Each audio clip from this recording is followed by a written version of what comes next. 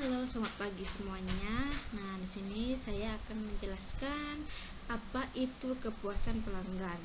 Namun sebelumnya izinkan saya memperkenalkan diri saya. Perkenalkan, nama saya Yusuf Hayati dengan NIM 20104171115, kelas A1 Manajemen, mata kuliah Manajemen Pemasaran, dosen pengampu Bapak Adi Mursalin, SE, MN.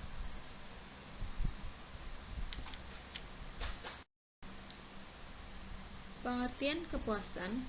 Kepuasan pelanggan merupakan suatu perasaan atau penilaian emosional dari pelanggan atas penggunaan suatu produk, barang, atau jasa di mana harapan dan kebutuhan mereka terpenuhi. Pengertian pelanggan yang pertama, pelanggan atau customers adalah semua orang yang menuntut perusahaan kita untuk memenuhi standar mutu tertentu. Pandangan akan pelangganan bagi pemasar. Yang pertama, pelangganan adalah orang yang tidak tergantung pada kita, tetapi kitalah yang tergantung kepada mereka. Yang kedua, pelangganan adalah orang yang membawa kita kepada keinginannya. Yang ketiga, tidak ada seorang pun pernah menang beradu argumentasi dengan pelanggan. Yang keempat, pelangganan adalah orang yang teramat penting yang harus dipuaskan. Pandangan akan pelangganan. Yang pertama, orang yang paling penting dalam setiap kesibukan atau bisnis kita. Yang kedua, tidak merepotkan kita, mereka adalah yang kita maksud. Yang ketiga, bagian dari kita, bukan di luar kita. Yang keempat, tidak sekedar statistik, memiliki perasaan seperti kita. Yang kelima, orang yang datang kepada kita dengan kebutuhan dan keinginannya adalah tugas kita untuk memenuhinya. Yang keenam, mereka adalah darah kehidupan organisasi, tanpa mereka kita tidak ada. Kemudian jenis-jenis pelanggan. Nah, jenis-jenis pelanggan ini terdapat atau terbagi menjadi 3. Yang pertama, pelanggan internal.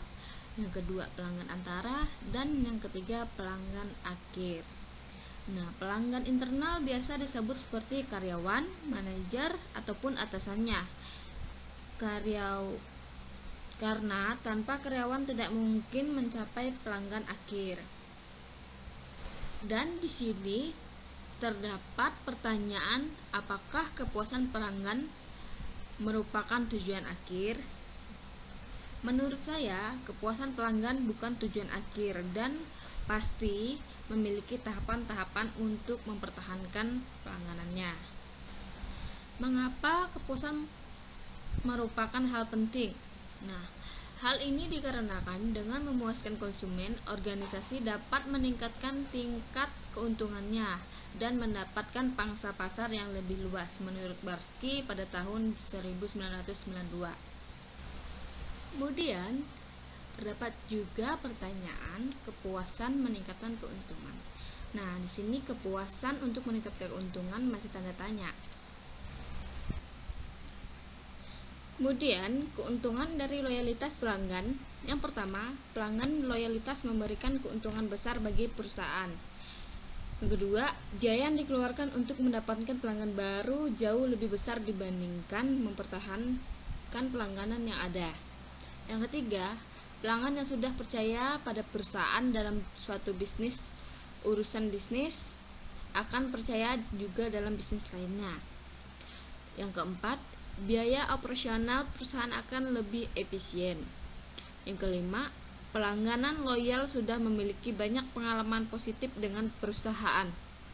Yang keenam, pelangganan loyal akan senantiasa membela perusahaan dan bahkan mampu menarik orang lain untuk menjadi pelanggan.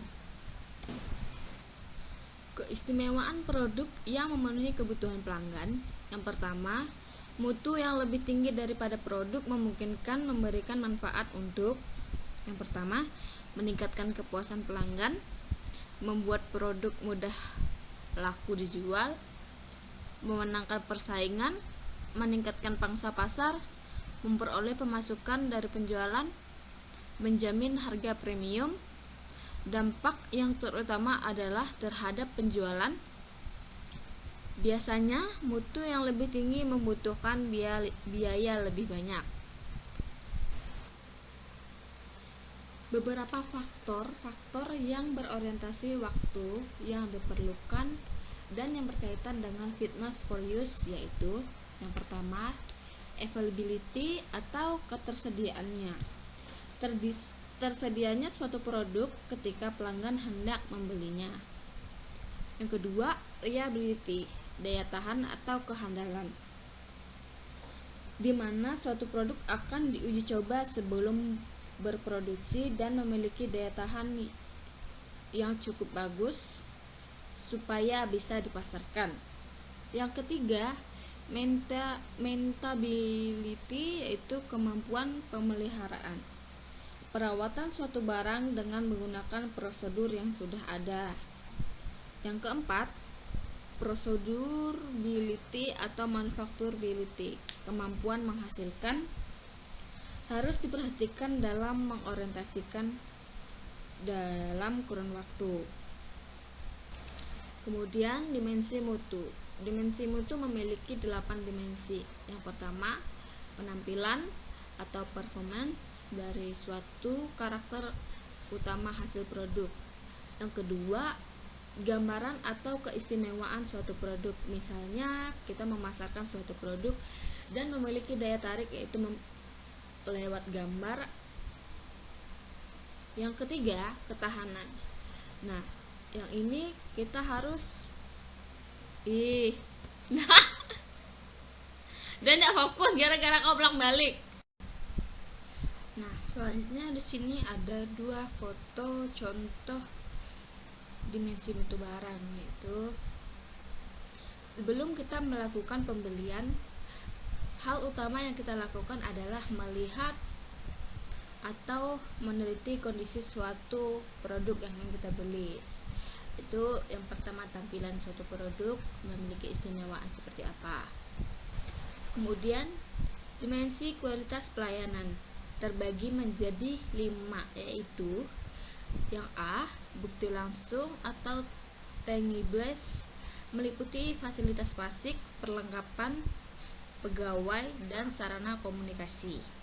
Yang B, keandalan atau reliability, yakni kemampuan memberikan pelayanan yang dijanjikan dengan segera, akurat, dan memuaskan.